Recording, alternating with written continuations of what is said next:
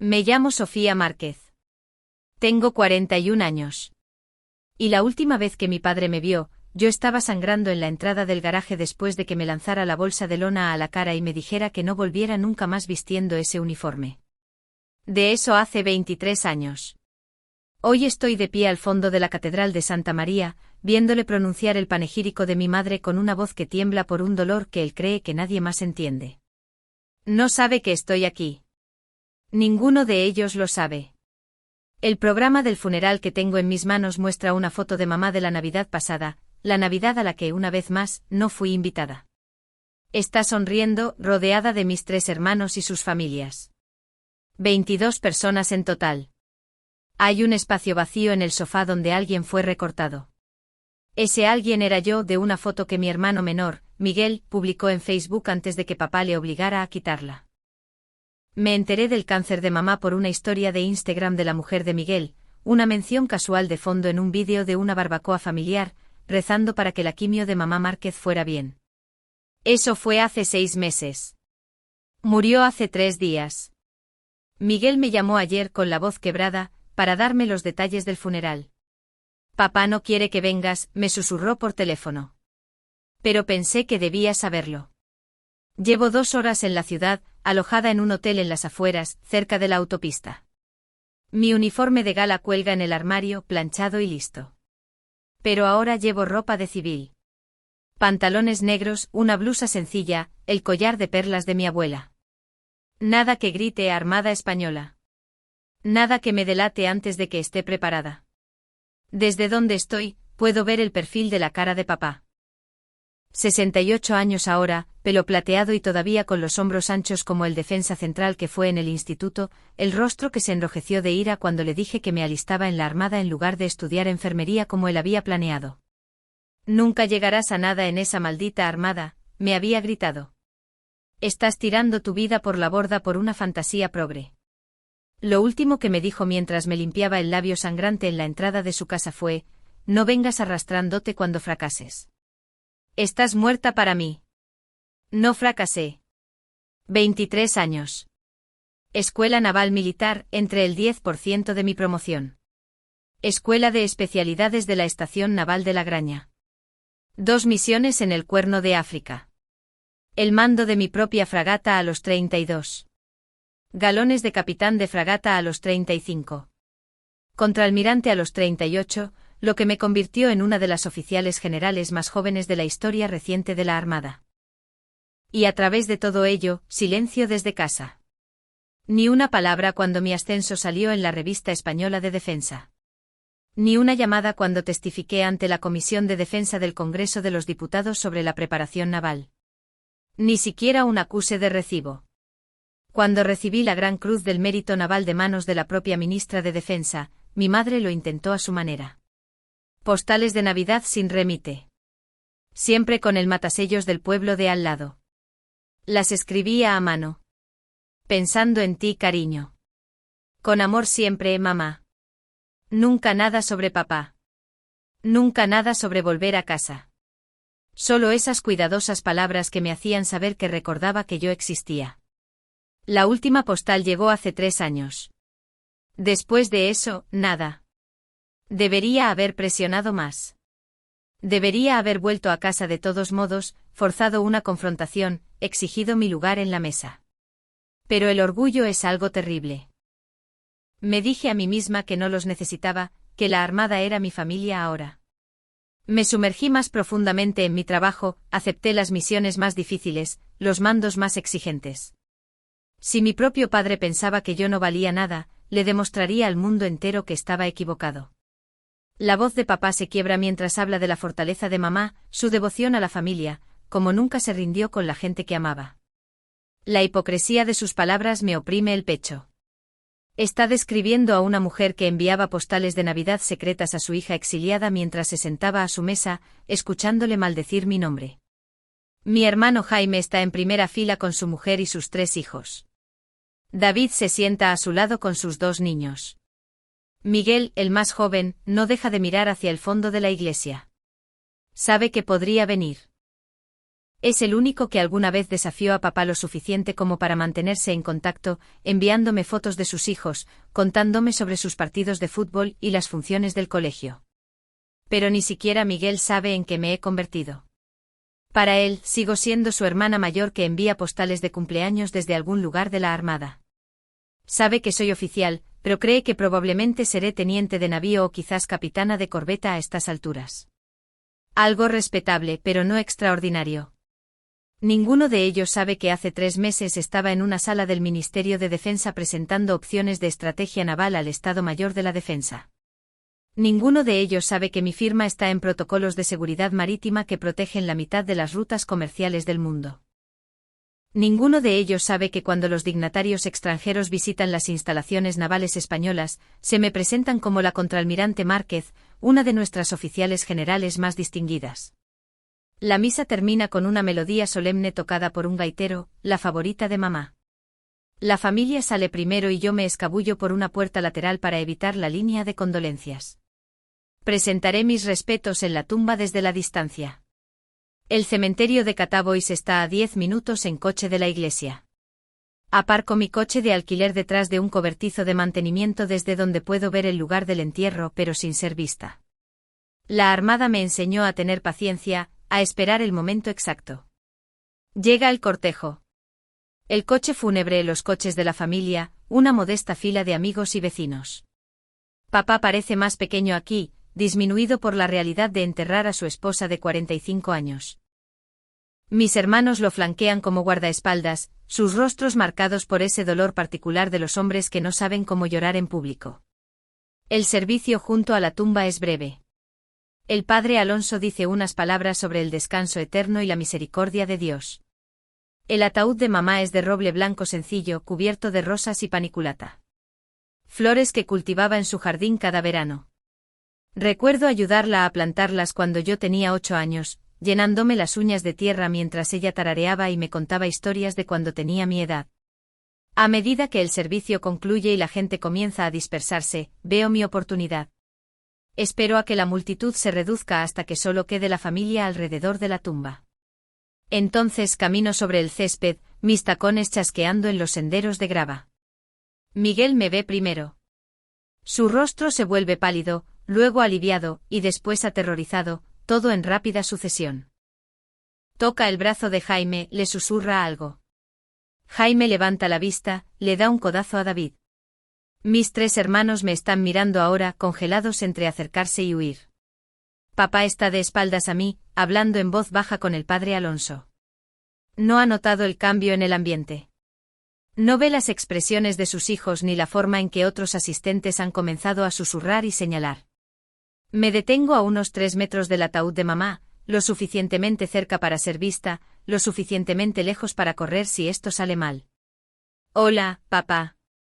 Se gira lentamente como si no estuviera seguro de haber oído bien. Cuando me ve su rostro pasa por la sorpresa, el reconocimiento y luego esa familiar ira roja.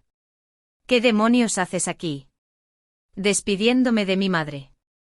No tienes ningún derecho.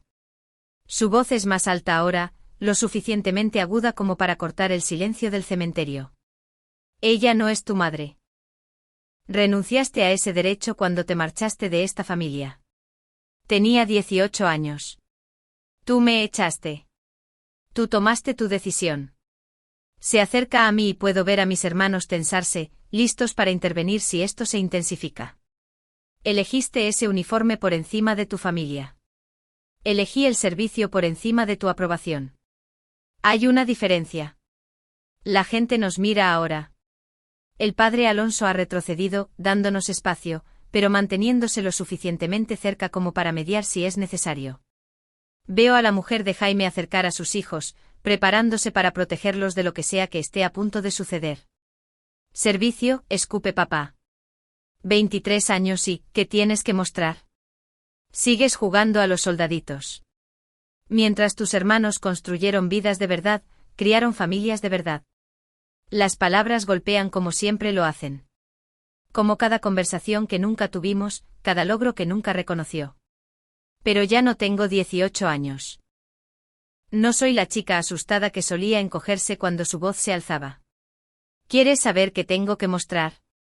Mi voz es firme de mando, tranquila. Tengo el respeto de mis compañeros. Tengo la certeza de haber servido a algo más grande que yo misma. Tengo una carrera que importa.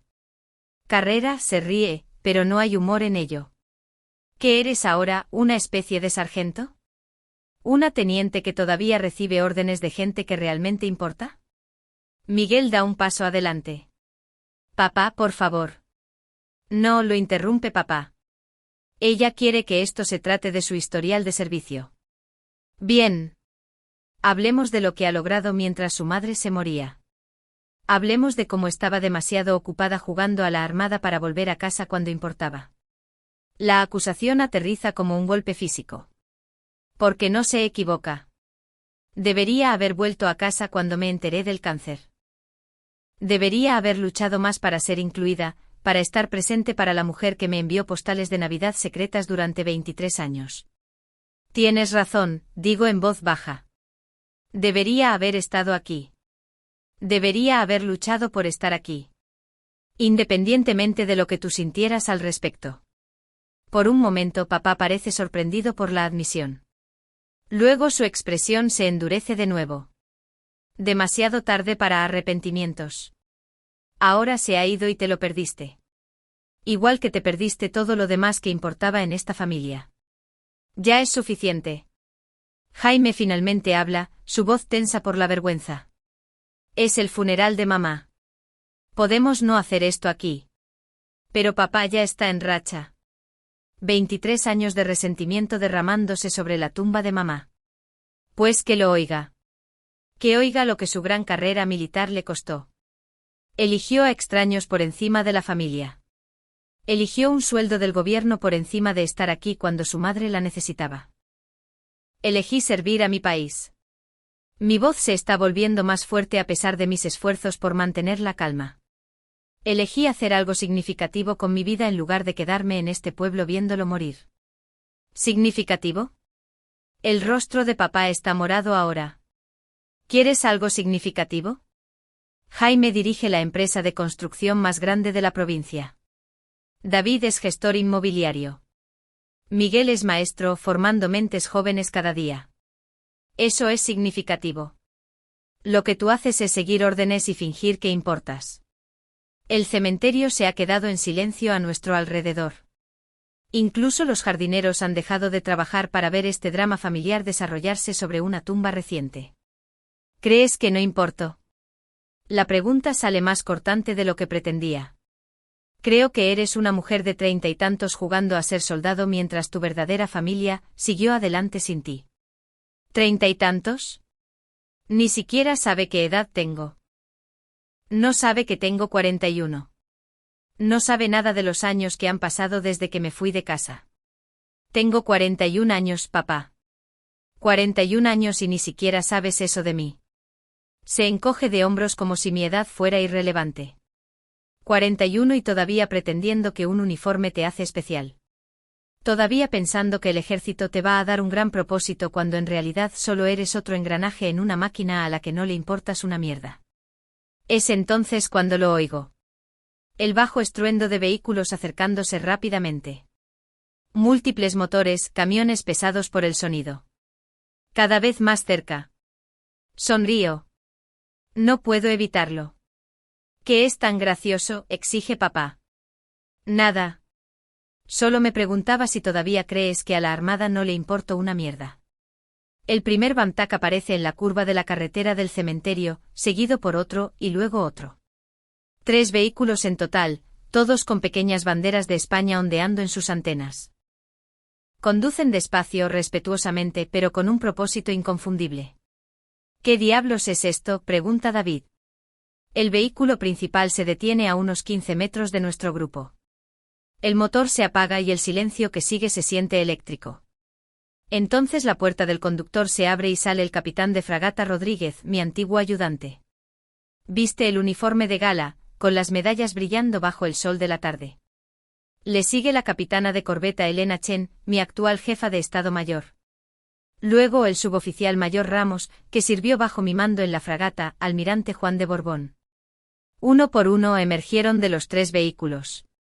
12 miembros de la Armada, todos con uniforme de gala, todos en posición de firmes. El capitán Rodríguez se acerca a nuestro grupo con pasos medidos. Cuando llega a mí, se detiene y saluda. Contraalmirante Márquez, vinimos tan pronto como recibimos la noticia del fallecimiento de su madre. La dotación de la fragata Almirante Juan de Borbón le envía sus condolencias, mi almirante. La palabra contraalmirante golpea a los presentes como una fuerza física. Veo la cara de papá quedarse sin expresión. Observo cómo las de mis hermanos cambian de la confusión al shock y a algo que se acerca al asombro. Devuelvo el saludo de Rodríguez. Gracias, capitán. Su presencia aquí significa más de lo que puedo expresar. Mi almirante, si me permite. El suboficial mayor Ramos da un paso al frente.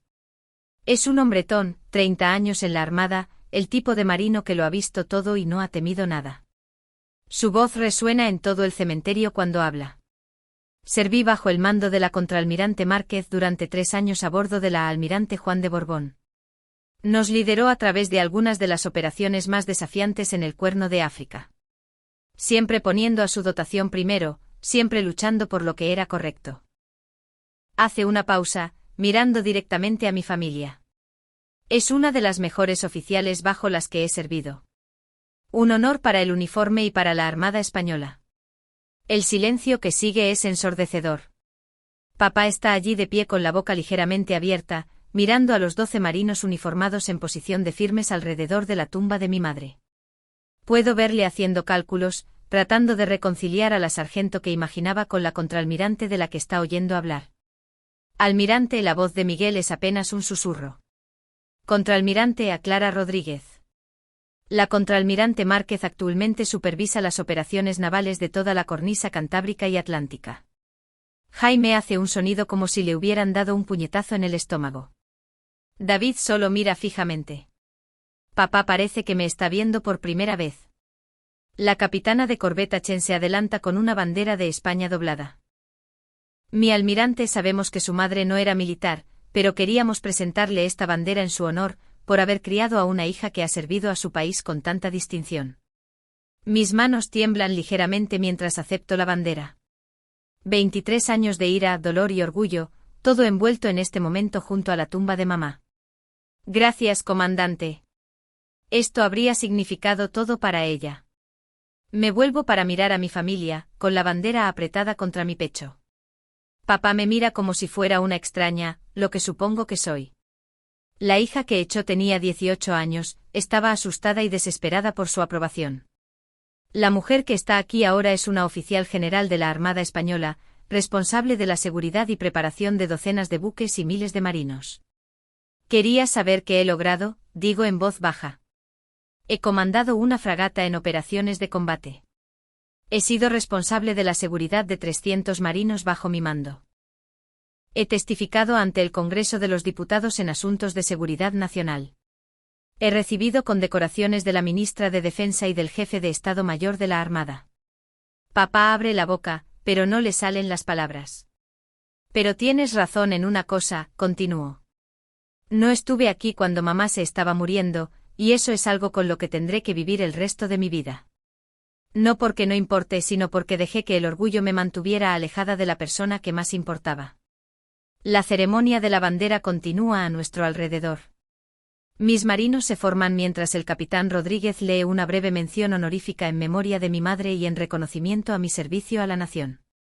Cuando termina, vuelven a sus vehículos con precisión militar. Antes de irse, el suboficial mayor Ramos se me acerca una vez más. Mi almirante, la dotación quería que supiera que si necesita cualquier cosa, lo que sea, solo tiene que decirlo. Cuidamos de los nuestros. Después de que se van, el cementerio se siente extrañamente silencioso. Los otros asistentes han comenzado a marcharse, sintiendo que este es un momento familiar que requiere privacidad. Solo estamos yo, mis hermanos y mi padre, de pie alrededor de la tumba de mamá con el peso de 23 años suspendido entre nosotros. Almirante, dice Jaime finalmente. No es exactamente una pregunta, pero tampoco una afirmación. Contraalmirante, confirmo. Joder, Sofía. David se pasa las manos por el pelo. No teníamos ni idea. Lo sé. ¿Por qué no nos lo dijiste?, pregunta Miguel. Todos estos años, todas esas llamadas, nunca lo mencionaste. ¿Habría importado? Los miro a cada uno de ellos. ¿Habría estado papá menos enfadado si hubiera sabido que tenía éxito? ¿Me habría dado la bienvenida a casa si hubiera llegado presumiendo de mi rango en lugar de con el corazón en la mano? Silencio. Papá finalmente habla, su voz más débil de lo que nunca la he oído. ¿Almirante? Sí. ¿De verdad? ¿De verdad diriges cosas? ¿Tomas decisiones importantes? Superviso las operaciones navales desde el País Vasco hasta Galicia, 18 instalaciones principales, 47 buques, aproximadamente 15,000 personas bajo mi mando. Parpadea varias veces procesándolo. ¿Y viniste aquí por mamá? Para despedirme de la mujer que nunca dejó de quererme, incluso cuando su marido le exigió que eligiera un bando. El rostro de papá se arruga. No de ira esta vez, sino con algo más profundo, más doloroso. Reconocimiento tal vez, o arrepentimiento. Nunca dejó de hablar de ti, dice en voz baja. Nunca perdió la esperanza de que volvieras a casa. Lo sé. Me enviaba postales de Navidad. Le dije que no lo hiciera. Eso también lo sé. Nos quedamos allí en el cementerio, en silencio. Dos personas que han pasado más de 2 décadas alimentando rencores y orgullo, mientras la mujer que nos amaba a ambos enfermaba y moría sin vernos reconciliarnos. Me equivoqué, dice papá finalmente. Las palabras parecen costarle físicamente como si las estuviera arrancando de lo más profundo de su pecho. Sobre la armada, sobre tu servicio, sobre ti. No es suficiente. Es muy poco, muy tarde, demasiado daño hecho durante demasiados años. Pero es algo. Una grieta en el muro que se interpuso entre nosotros durante la mitad de mi vida. Yo también me equivoqué, admito. Debería haber luchado más por estar aquí. Debería haber puesto a la familia por delante del orgullo. Habría estado tan orgullosa, dice Miguel, con lágrimas en la voz. Si pudiera haber visto esto, ver en quién te convertiste. Lo sabía. La voz viene de detrás de nosotros. Y todos nos giramos para ver al padre Alonso acercándose. Sabía exactamente en quién se convirtió Sofía. Sostiene algo en sus manos. Un sobre manila gastado por los bordes. Tu madre me pidió que le diera esto a Sofía si alguna vez volvía a casa. Lo actualizaba cada año, hasta que enfermó demasiado para poder hacerlo. Tomo el sobre con manos temblorosas. Mi nombre está escrito en el frente con la cuidada caligrafía de mamá, para mi hija Sofía, de la que siempre he estado orgullosa. Dentro hay recortes de periódico, docenas de ellos, impresos de fuentes online que se remontan a años atrás. Joven de la comarca, se gradúa en la escuela naval. Nativa de la zona, comanda una fragata de la Armada. La contraalmirante Sofía Márquez testifica ante el Congreso. Cada ascenso, cada destino, cada mención pública de mi carrera que pudo encontrar. Al final del montón hay una carta escrita a mano con fecha de hace 6 meses. Mi queridísima Sofía, comienza. Si estás leyendo esto, es que ya no estoy y por fin has vuelto a casa.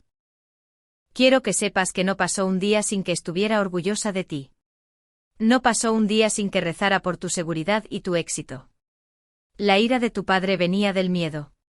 Miedo de que no fuéramos suficientes para ti. De que te habíamos perdido para siempre. Pero yo siempre lo supe. Sabía que la niña que solía ayudarme a plantar rosas se convirtió en una mujer de honor y fortaleza. Sabía que todo lo que lograste lo lograste por quien eres por dentro, no a pesar de dónde vienes. No puedo seguir leyendo. Las palabras se vuelven borrosas a través de mis lágrimas. 23 años de separación, silencio y amor comprimidos en el mensaje final de mi madre. Papá se acerca. Lo suficiente como para ver la carta en mis manos.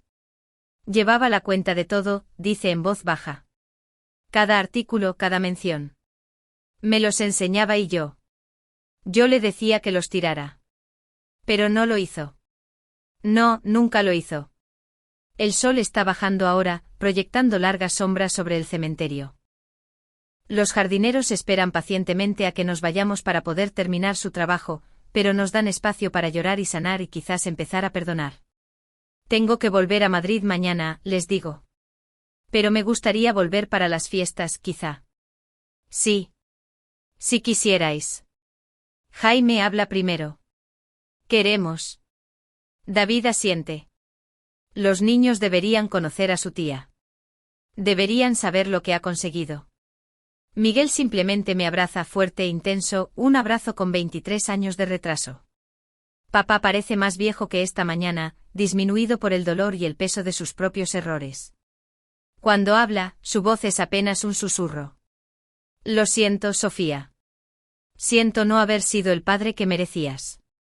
Siento haber malgastado tantos años estando enfadado en lugar de orgulloso. Yo también lo siento, papá, por haberme mantenido alejada, por dejar que el orgullo importara más que la familia. Él asiente y luego hace algo que no ha hecho desde que era una niña pequeña. Me abraza torpemente al principio, luego más fuerte como si temiera que desapareciera de nuevo si me soltaba. Contraalmirante, dice contra mi hombro. Mi hija, la contraalmirante. Nos quedamos allí hasta que se pone el sol, hablando en voz baja alrededor de la tumba de mamá, compartiendo historias sobre la mujer que nos mantuvo a todos unidos, incluso cuando estábamos decididos a desmoronarnos. Les hablo de mi vida en la Armada, de los lugares en los que he estado y las cosas que he hecho. Ellos me hablan de sus familias, de su trabajo, de los milagros ordinarios de vidas vividas en un solo lugar con raíces profundas y compromiso diario.